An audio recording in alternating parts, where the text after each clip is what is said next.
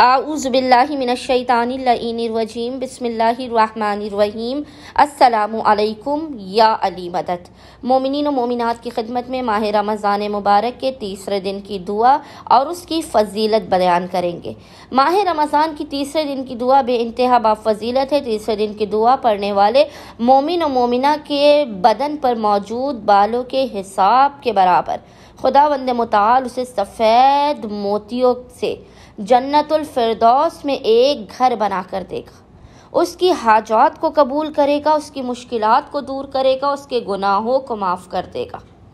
خداوند متعال اپنے رحم و کرم کی اس بندہ مومن و مومنہ پہ بارش کر دے گا۔ ماہ رمضان مبارک کے تیسرے دن کی دعا بے انتہا با فضیلت ہے۔ سب سے پہلے ہم آپ کے سامنے دعا بیان کریں گے اور پھر اس کا ترجمہ۔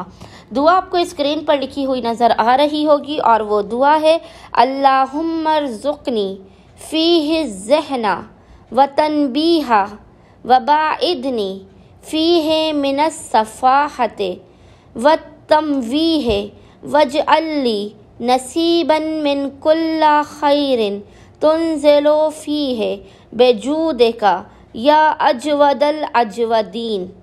ترجمہ: اے اللہ، آج کے دن مجھے ہوش اور آگاہی عطا فرما اور مجھے ہر طرح کی ناسمجھی و بے راہ روی سے بچا کے رکھ، اور مجھ کو ہر اس بھلائی میں سے حصہ دے جو آج تیری عطاؤں سے نازل ہوا، اس سب سے زیادہ عطا کرنے والے۔